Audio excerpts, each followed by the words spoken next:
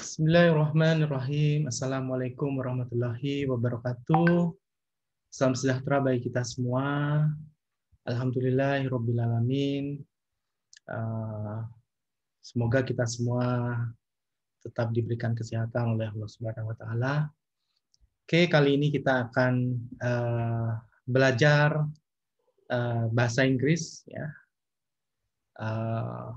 Materi yang akan saya berikan kali ini adalah terkait dengan First English K. Ya. Saya sebut First English K itu kunci pertama kita belajar bahasa Inggris. Jadi sebenarnya banyak orang bermasalah dengan belajar bahasa Inggris, ya, sehingga mereka sudah berusaha dengan keras, tapi akhirnya tidak berhasil. Karena kenapa? Mungkin bisa jadi guru atau dosen yang mengajarinya kurang paham kemampuan dari kita sebagai murid atau mahasiswanya untuk belajar. Sehingga kita berusaha dalam video ini saya akan berbagi bagaimana cara belajar bahasa Inggris yang mudah. Dalam hal ini kita berupaya belajar mendapatkan kunci bagaimana bahasa Inggris itu bisa kita pelajari. Ini First English K, ini English kunci pertama kali kita belajar bahasa Inggris. Kalau kita sudah punya kuncinya, harapannya kita nantinya bisa memasuki rumah itu. Rumah dalam hal ini kita bisa sebebasnya bisa masuk, bisa bebas ada di dalam, mau berbicara, mau menggunakan bahasa Inggris seperti apa dengan bebas. Ya. Dalam hal ini kita coba buka pintunya dulu. Ya. Bagaimana kita memulai belajar bahasa Inggris itu seperti apa, dan banyak kesulitan memang yang kita alami bersama-sama. Ya. Oke.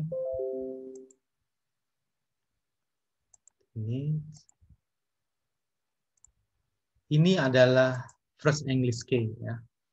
Kunci bahasa Inggris pertama yang perlu kita pahami, ya, di mana saya bikin semacam tabel ini untuk agar supaya nantinya ini yang perlu kita hafalkan pertama kali, ya, sehingga kita nantinya bisa membuat kalimat yang bisa kita gunakan untuk berkomunikasi dengan menggunakan bahasa Inggris ini, ya.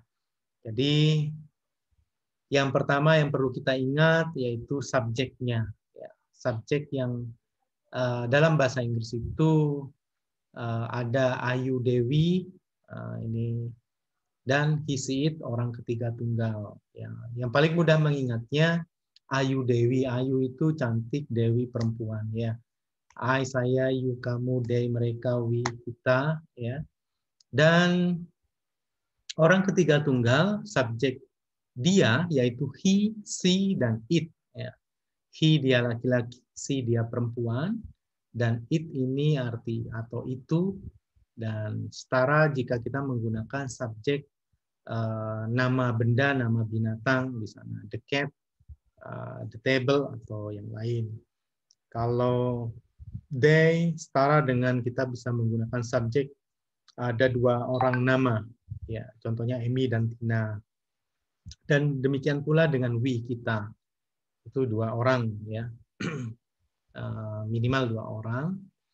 Kalau dia laki-laki, kita bisa menggunakan subjek sebagai pengganti nama orang tersebut dia, atau bisa menggunakan namanya langsung.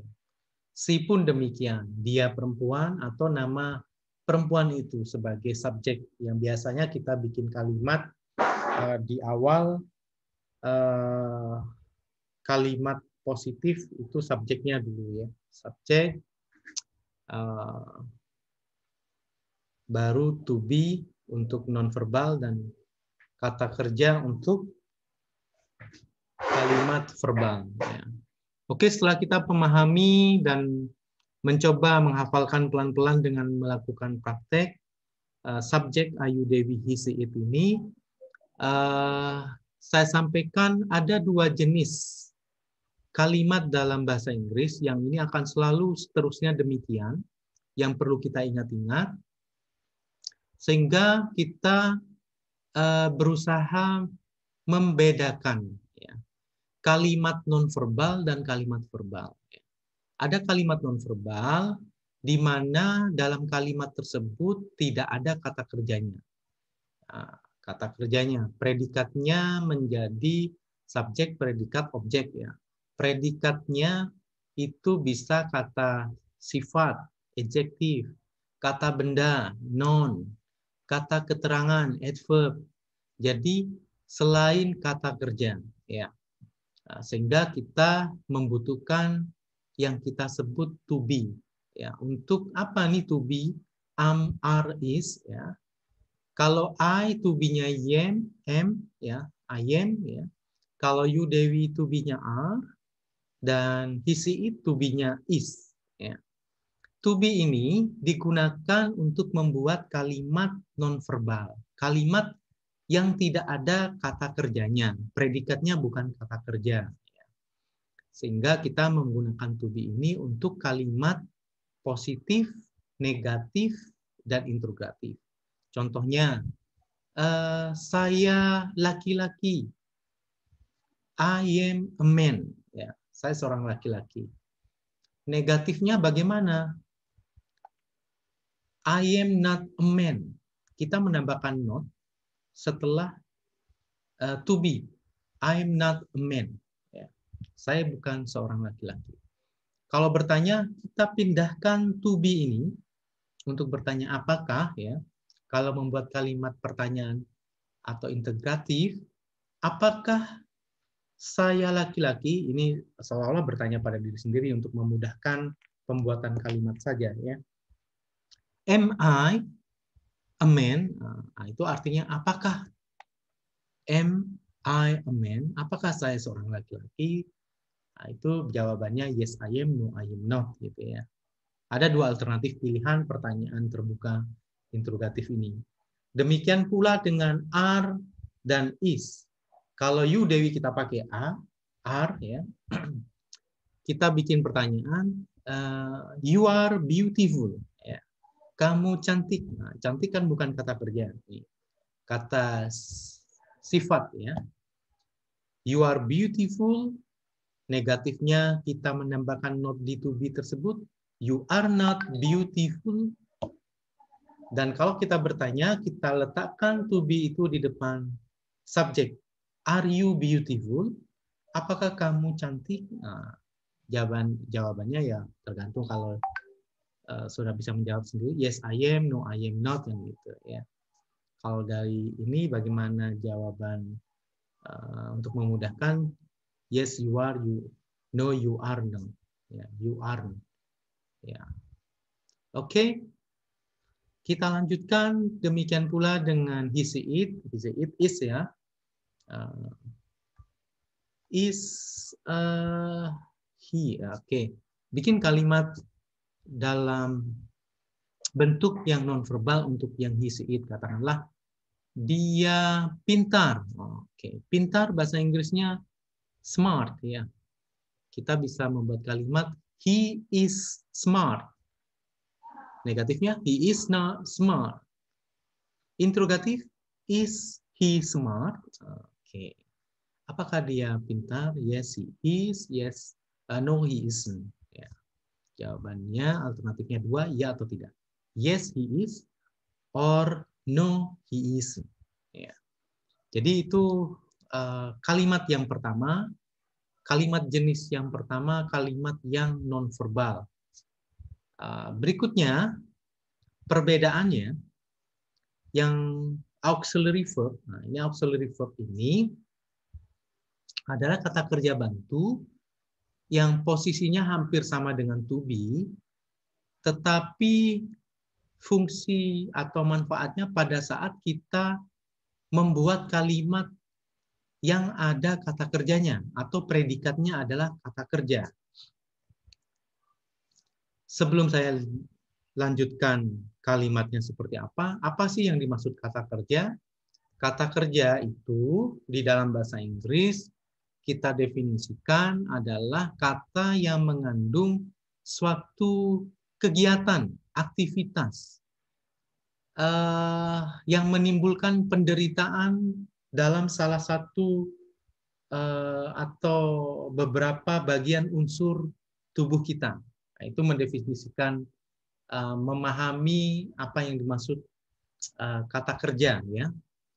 Memang agak sedikit berbeda mungkin karena kebiasaan kita menggunakan bahasa Indonesia, seperti contohnya ya mengerjakan, itu paling mudah ya. Do itu juga berarti mengerjakan atau melakukan, nah, tetapi juga nanti berfungsi sebagai kata kerja bantu, do, does di situ ya. Itu nampak kalau mengerjakan aktivitas ya. Terus pergi, melakukan aktivitas kegiatan pergi ya. Terus makan, minum, go, pergi, makan, eat, minum, drink, itu aktivitas, kegiatan, kata kerja. Tapi ada yang agak samar dalam bahasa Indonesia seperti mencintai. Ya. Saudara bilang mencintai biasanya kan I love you. Nggak ada to be-nya I am love you. Nggak ada. Karena kenapa? Love itu kata kerja. Ya. Kata kerja. Sehingga itu dalam bentuk kalimatnya tidak pakai to be. Ya. Langsung kata kerjanya. Saya cinta, saya pikir, ya saya pikir. Nah, ini agak susah nih membedakan kata kerja. Tapi salah satu untuk memahaminya, ada salah satu unsur badan kita atau part of the body kita itu menderita, sehingga itu kategorinya kata kerja. Memikir berarti otak kita. Saya merasakan, merasakan, feel itu kata kerja. Merasakan hati kita, perasaan kita. I feel, saya merasa, itu kata kerja. Kategori yang ketiga, yang terakhir yang saya contohkan inilah yang agak susah dipahami, tetapi dengan praktek kita akan lebih mudah ya. I feel, I love, I think, saya pikir, itu kata kerja. Ternyata memang ada salah satu unsur atau bagian tubuh kita menderita. Menderita dalam hal ini ada aktivitas, dalam hal ini yang enggak aktivitas sebenarnya ya, tapi lebih memikirkan ini. Nah, ini think, feel, merasakan ya. Itu jadi kata kerja. Oke. Bagaimana membentuk kalimat verbal, kalimat yang ada kata kerjanya? Kalimat positif, subjek langsung kata kerja, ya. Predikat, predikatnya langsung kata kerja, baru objek, ya. Dan adverb keterangan mungkin. Saya pergi ke sekolah, ya. I go to school, ya. Saya pergi ke sekolah. Nah, ini bedanya nggak pakai im, nggak pakai to be. Kalau pakai to be berarti bukan kata kerja atau kalimat nonverbal yang tidak ada kata kerjanya. Jadi I go to school, I drink water, I smoke a cigarette, I think business, I think something. Itu salah satu contoh, salah beberapa contoh kalimat verbal ya. Bagaimana kalimat negatifnya? Kita lanjutkan, I go to school tadi, baru auxiliary verb do atau does inilah yang berfungsi membentuk atau membantu kita membuat kalimat negatif. Ya. I do not go to school atau I don't go to school. Artinya saya tidak pergi ke sekolah. Ya. Buat pertanyaan atau interrogatif, sama tadi yang di kalimat nonverbal. Kalau ini to be yang diletakkan di depan subjek, kalau yang sekarang kita letakkan do atau does, ya. Do ini miliknya Ayu Dewi, does ini miliknya he, she, it. Jika kita menanyakan, apakah kamu pergi ke sekolah? You, kita letakkan do di depan you. Do you go to school? Apakah kamu pergi ke sekolah? Nah, jawabannya yes I do, no I don't. Ada dua alternatif pilihan, ya dan tidak. Dengan cara yes I do, no I don't. Ya. Jadi itu cara membuat kalimat dalam bahasa Inggris dan akan selalu begitu. Aturannya akan dipakai sampai selesai. Kalau kita belajar grammar, grammarnya juga ini juga dipegang bahwa ada dua macam kalimat, kalimat nonverbal dan kalimat verbal. Sehingga kita perlu banyak latihan ya. Kalimat verbal dan nonverbal. Pakai to be apa pada saat kita bikin kalimat nonverbal, menggunakan auxiliary verb apa pada saat kita menggunakan kalimat non-verbal. Ya, oke. Oke, contoh satu lagi. Dia makan nasi. Oke. He eats rice. Ya, oke. Ini ada tambahan. Kalau setelah ini dipahami dan sudah bisa menggunakan atau membuat kalimat, ada sedikit tambahan untuk kalimat yang ada kata kerjanya, kalimat verbal untuk subjek he, she, it, kata kerjanya itu ditambah s atau es. Ya, untuk kalimat positif. Kalau tadi I go, you go, they go, we go, itu nggak pakai s. We go to school. Ya. Tapi pada saat he, she, it, atau katakanlah ini buat kalimat, he goes, kita menambahkan es. He goes to school. Ya. He goes to school. Kalau dia tidak, kalimat negatifnya gimana? He doesn't go to school. Verbnya yang tadinya tambah es kembali menjadi go, tidak tambah es lagi. Ya. Yang berikutnya lagi, bagaimana membuat interrogatif pertanyaan. Sama dengan yang negatif, go-nya berubah.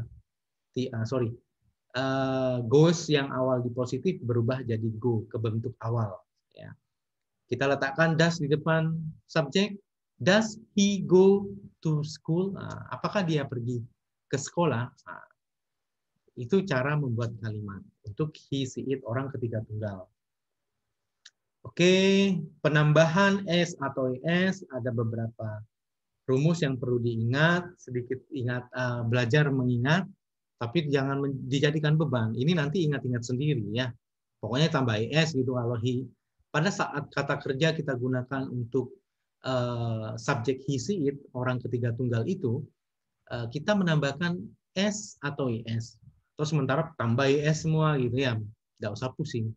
Nantinya kita paham mana yang tambah es, mana yang tambah s. Bagaimana caranya penambahan s atau es pada verb itu kalimat yang bersubjek we, she, it itu? Ini ada caranya ya. Untuk verb yang berakhiran s, o, x, c, h, sh atau kita istilahkan bunyi s gitu ya. Kita menambahkan es, tambah es. Ya, contohnya go, akhiran o ya. Goes. He goes to school. He doesn't go to school. Does he go to school? Nah, hanya kalimat positif ya. Sekali lagi, hanya kalimat positif. Interrogatif dan negatif berubah kembali menjadi go. Oke. Jenis yang kedua, jika di akhiran y dengan awalan vokal, ya, huruf vokal, ya, contohnya by, ya, ini kan huruf vokal nih, a, i, u, e, o ya. Itu langsung tambah s. By jadi buys. Sedangkan jika awal y itu adalah konsonan, kita merubah y itu menjadi i, terus ditambah s. Contohnya fly, flies. The plane, pesawat itu, flies, terbang. Ya, karena the plane, it, orang ketiga tunggal. It sini. The plane flies.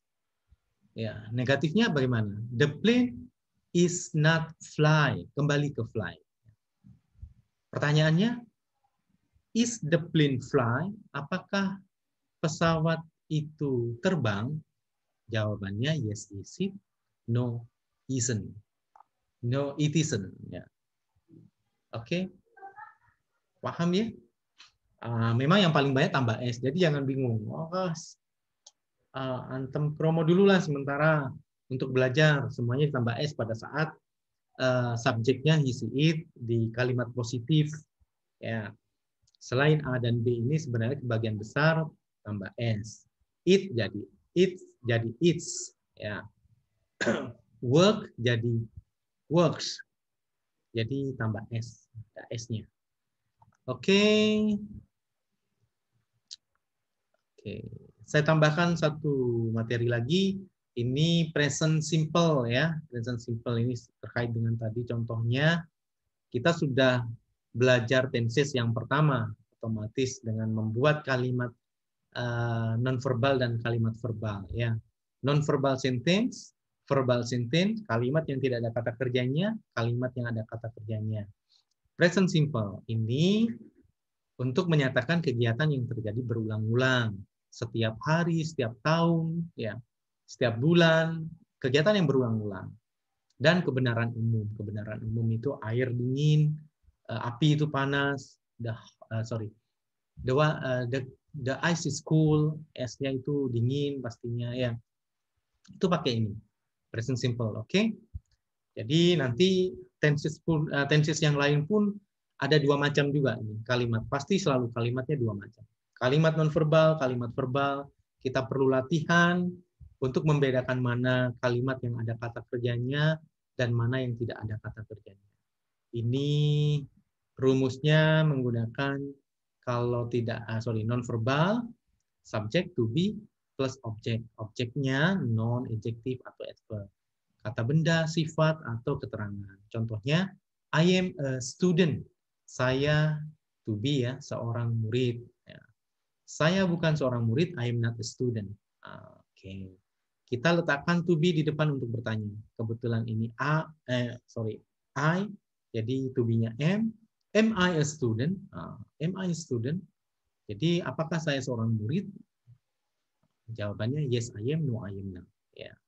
Oke, kalimat verbal yang sudah saya sampaikan tadi juga ini langsung kata kerja, subjek langsung verb ya. Kata kerjanya tidak ada to be di sini, dilarang. Haram hukumnya katanya ya. Oke, I eat rice every day. Saya makan nasi setiap hari. Ini keterangan, boleh objek itu di sini. Tapi ini fokusnya pada kalimat yang ada kata kerjanya. Ya, dia harus subjek langsung verb. I eat rice, I eat bread, I eat donut, itu terserah ya. Saya makan nasi setiap hari, every day. Kalau negatif, kalimat negatif untuk menyatakan tidak, kita bisa membuat kalimat I do not eat rice every day. Saya tidak makan beras setiap hari. Ya. Pertanyaan demikian pula dengan to be sama, kita letakkan depan subjek yang artinya apakah. Ya. Do I eat rice every day? Apakah saya makan nasi setiap hari? Jawabannya yes, I do, or no, I don't. Dua alternatif pilihan, yes or no question. Yes or no answer jawabannya, karena ini open question. Bukan open question, close question ya. Apakah jawabannya antara ya dan tidak? Oke, nah ini time signal, adverb of time, keterangan waktu, keterangan frekuensi yang biasa digunakan di tenses present tense ya.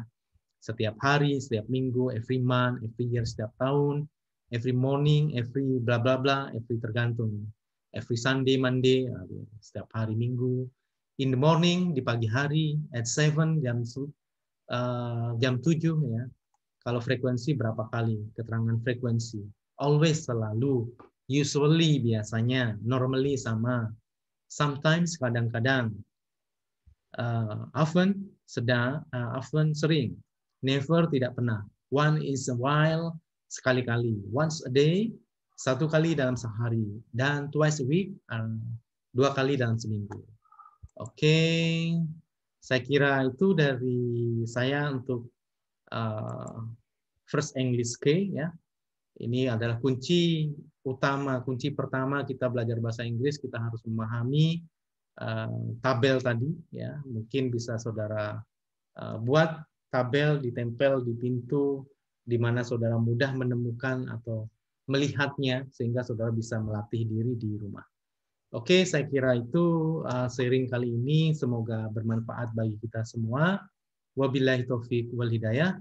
Wassalamualaikum warahmatullahi